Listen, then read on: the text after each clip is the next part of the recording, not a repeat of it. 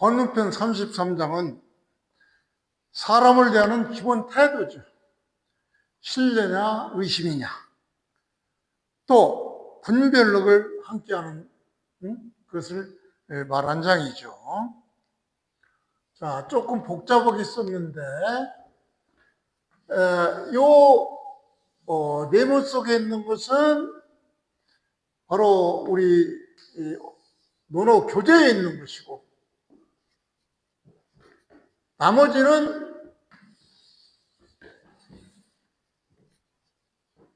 주자 집주의 단어 해석을 적어놓은 것입니다. 왜? 여러 가지로 해석될 수 있지만 주자 집주를 중심으로 해서 해석하려는 그런 의도입니다. 그래서 원문을 보겠습니다. 네모 속에 있는 것은 원문입니다. 자왈 불효사,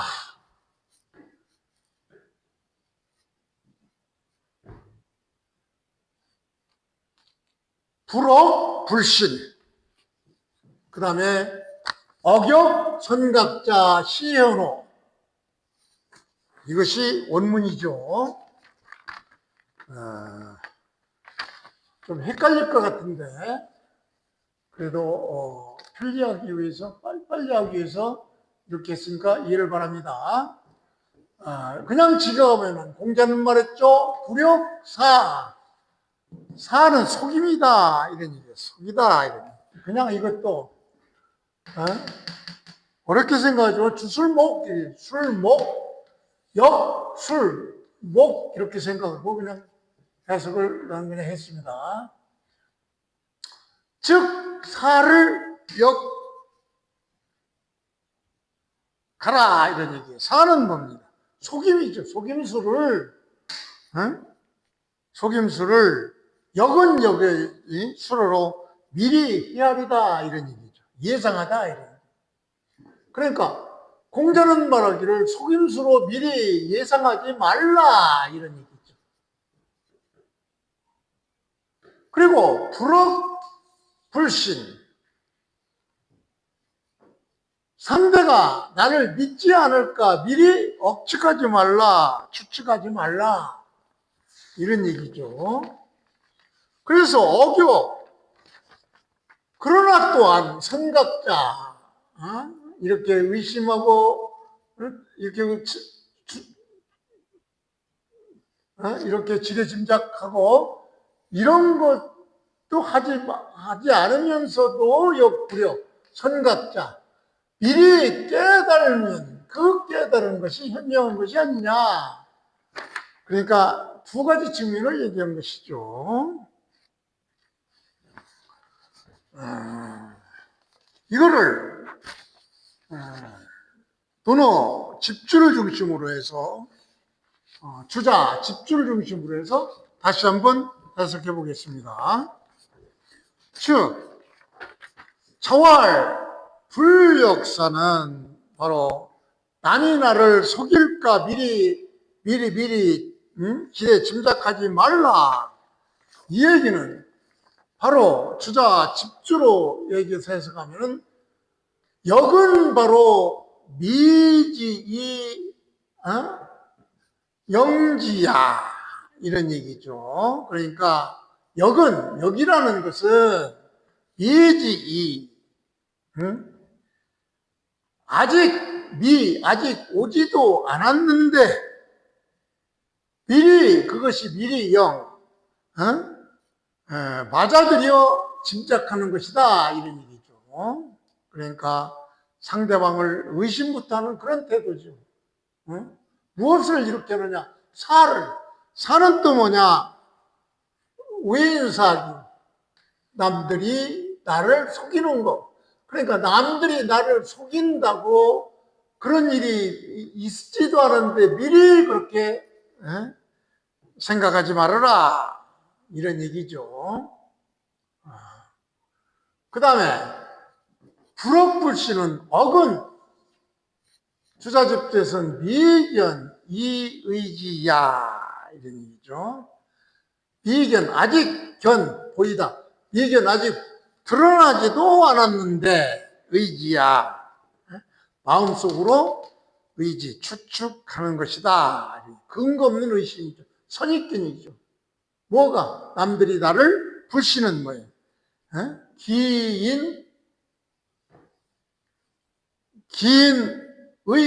기인의야. 의기.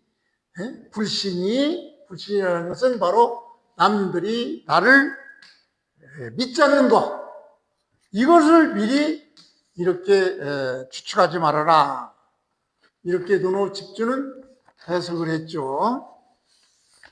상당히 잘못하면 헷갈릴 수 있는데 하나하나 해석해서 그냥 그 노노 집주가 무엇을 의미하는지 이것과 비교해서 보면 됩니다. 조금 헷갈릴 수 있으니까 먼저 본문 그대로 해석을 했습니다. 본문은 바로 자활, 불역사, 그 다음에 불역불신, 어격선각자 시연호지요. 그러니까 공자는 말하기를 즉 남이 나를 속일까 미리 짐작하지 말고 또 남이 나를 믿지 않을까 미리 추측하지 말고 그리고 그러면서도 먼저 알아차리는 사람, 그런 사람이 의심도 하면서 먼저 그거를 알아차리는 사람이 현명한 것이다. 직역하면 이렇게 되는데, 자, 이것을 주자 집주에서 집주로 해석을 하면은 불역사, 즉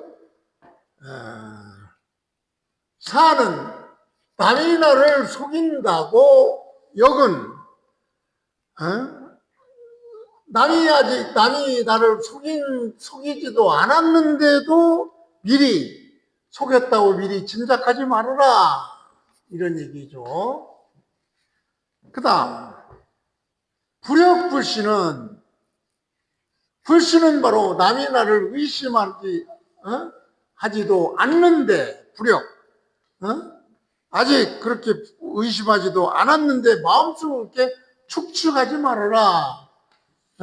이것에만 그치지 말고 이런 것들을 미리 미리 알아내는 그것이 바로 현명한 것이다. 이런 얘기죠. 조금 논어 집주와 이렇게 같이 붙여서 해석하니까 좀 헷갈릴 수가 있는데 차분히 본문과 논어 집주해서 이것을 분별해서 하면은 될 것입니다. 조금 혼란스럽게 해서 조금 미안합니다. 자, 그러면은 이 장에서 핵심의 있는 기본 태도는 바로 의심하지 말라, 이런 얘기는 신뢰하라, 이런 얘기죠. 의심을 먼저 하지 말고 선입견을 갖지 말고 믿어라. 그러나 선각자 분별력은 필요하다, 이런 얘기죠. 실제 상황을 빠르게 파악해야 된다. 그러니까 속임이 있으면 알아차리고 신뢰까지 깨지면 감지하고 이러라, 이런 얘기죠. 인간관계의 기준은 바로 기본은 신뢰지만 무장 또 믿었다가도 안 되죠. 여기에 대한 대응, 이것을 분별하는, 한마디로 순진하지도 의심하지도 않게 하라, 이런 얘기죠.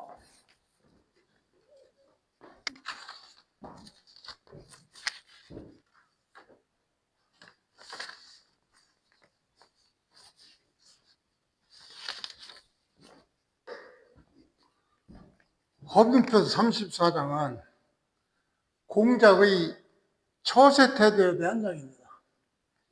공자가 고로한 세상을 바로잡으려고 하는 그런 모습을 그 당시 그 세상에 근거했던 도가풍의 은자들은 왜 공자가 은퇴하지 않고 자기들처럼 이렇게 세상을 댕기고 숨지 않고 세상을 바로잡으려고 고생하는지를 그것을 이해하지 못하고 이렇게 미생료 같은 사람이 공자를 비웃는 그런 장이 바로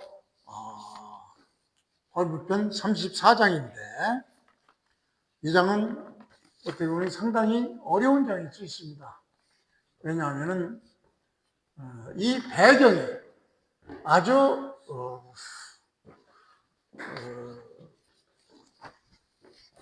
도가풍의 은자들이 하는 얘기이기 때문에 이 도가가 나중에는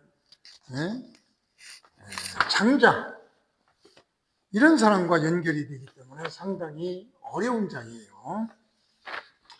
그래서 이 본문을 해석하면서 구체적인 내용을 다시 또 설명드리기로 하겠습니다.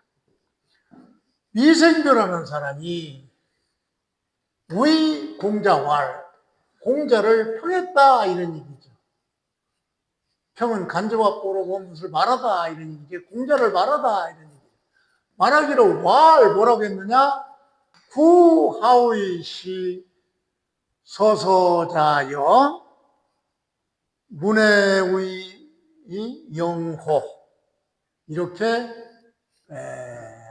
미생료가 공자를 평했죠.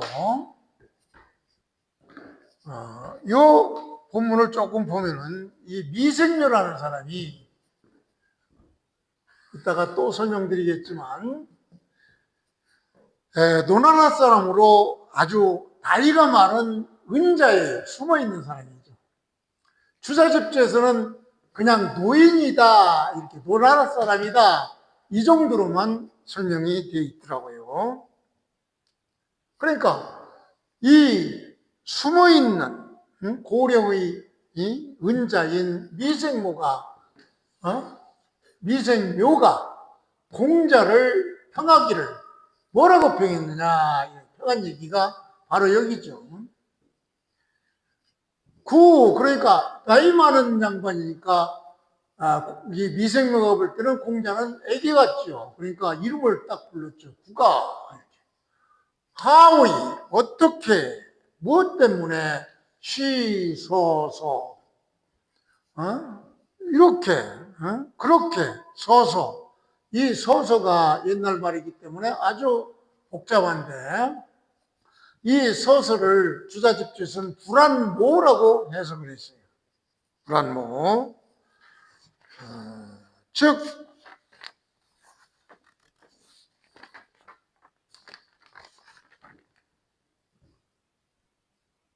모는 모양이죠. 불안한 모양. 그러니까 편안하지 않는 모습이죠. 그러니까 공자가 왜 저렇게 편안하지 않는 그런 모습을 하고 있느냐 이런 얘기죠.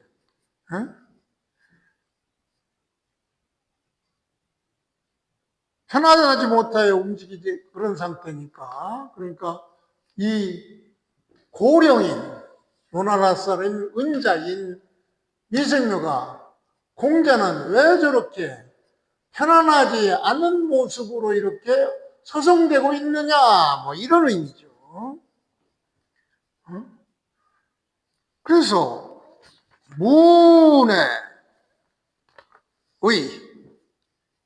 문해의 영호, 여기서 문해의 호는 수거입니다. 즉 못못한 호니까 의문이죠. 못못한 것 아니냐, 이거 한 거 아니냐 이런 얘기예요. 영은 말이요, 구제야 이랬어요. 논어집주에서는 즉 말재주, 그러니까 아침하고 말을 잘 꾸민다 이런 얘기니까 바로 이렇게 소송되고 있는 이런 그 공자는 구야는 바로 문해의 망호 영호, 즉 말재주를 피우고자 함이 아니냐 이렇게 미생묘는 공자를 비웃는 것입니다. 이 말을 들은 공자는 뭐라고 했느냐? 공자는 말하기를 비가모의 명야, 질고야 이렇게 얘기를 했죠. 그러니까 비감은 감히 뭐뭐 하려는 것이 아니다. 오히려 말재주로 사람을 속이려고 하는 것이 아니다. 단지 뭐냐?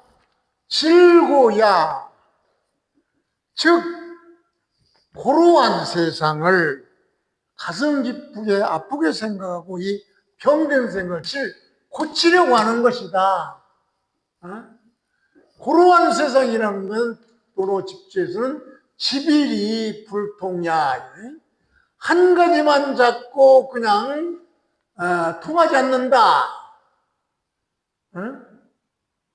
즉 미생류같이 은거하면서 어떤 그 이상스러운 고집을 가지고 있으면서 세상과 통하지 않으려고 하는 거, 그걸 고치려고 한다. 이런 얘기죠.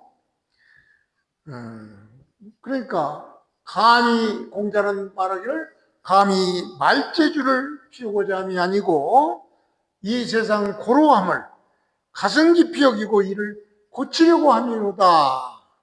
이렇게 얘기를 했던 것이죠. 그래서 이 장의 핵심은 바로 공자의 행동 원리죠. 겉으로 보면은 서서히, 즉 여기저기 돌아다니면서 벼슬을 구하는 그런 사람처럼 보이지만 보이나 그렇게 여기저기 있어 주유천리를 하면서 여기저기 떠돌아다니면서 벼슬을 구하는 것처럼 보이니까 벼슬을 구하려면 아첨을 해야 되겠죠. 아첨한 것 아니냐 이런 비판을 미생묘가 하고 있지만 공자 입장에서는 그게 아니죠. 자기는 아첨하려고 하는 것이 아니라 망하는 것이 아첨하를 하려는 것이 아니고 세상을 이 고루함, 이 꽉 닫힌 태도, 고루함은 바로 지빌, 불통, 꽉 닫힌 그런 태도를 깨르는 것이다. 즉 내가 여기저기 돌아다니면서 움직이는 것은 바로 출세가 아니라 시대를 바꾸기 위해서다. 이렇게 얘기를 하는 것이죠. 그래서 여기서는 바로 이 영과 고의 이 대비가 나오죠. 영과 고. 즉 영이라는 것은 원칙 없이 남에게 비유를 맞추는 그런 기회주의, 이걸 얘기해줘. 감히 어떤 원칙도 없이 남에게 비유를 맞추는 그런 기회주의자는 나는 감이 아니다. 이런. 그 다음 고는 변함없이 고집하는 한 가지만 들고 세상을 통하지 않는 이런 경직된 보수주의, 그런 것이 아니다. 공자는 이 영이나 고를 전부 부정했죠. 그러니까 아첨도 고루하지도 않다. 즉 공자는 중용적 실천을 주장하는 거죠. 그래서 공자의 적극적인 실천 정신, 이걸 얘기하는 것인데, 즉 공자는 단순한 은둔자가 아니라 세상을 떠나지 않고 계속 돌아다니면서 정치 참여를 시도하는 행동하는 유학이다, 이런 얘기죠. 행동하는 유학자다. 정리해보면 공자는 아첨하려 돌아다니는 것이 아니라 고루한 세상을 바꾸기 위해서 돌아다니는 것이다, 이런 얘기죠.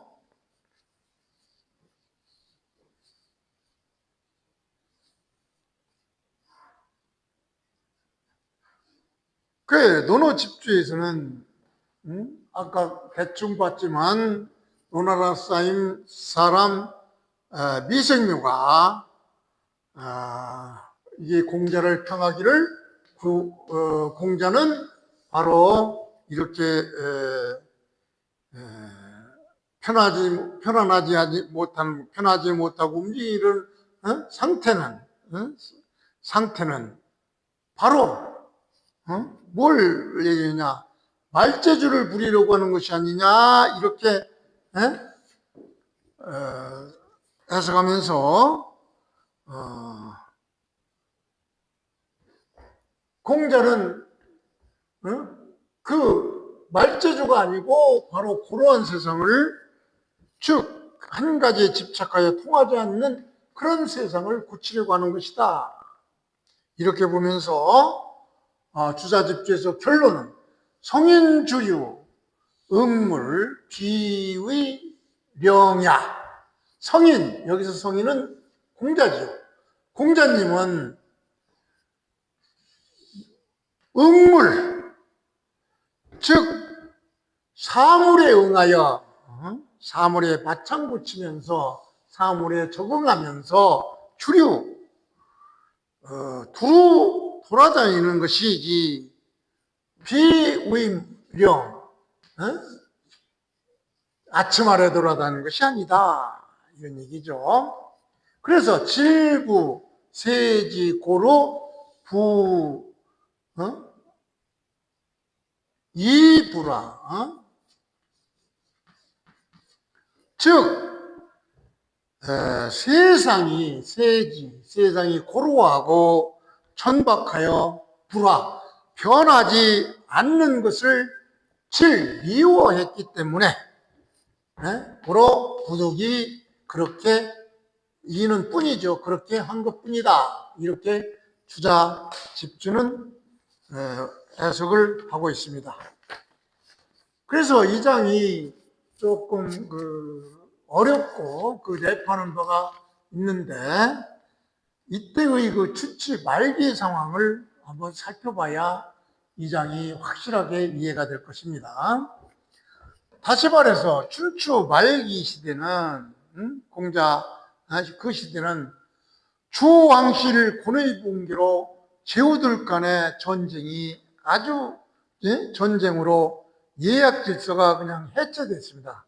다시 말해서 그 당시 예약 질서라는 것은 바로 법이죠. 법이 거의 없어졌다. 무법천지다, 이런 얘기죠. 그래서 정치 혼란 상태가 되어서 지식인들은 딱 두 가지 형태가 나와요. 어떤 형태냐?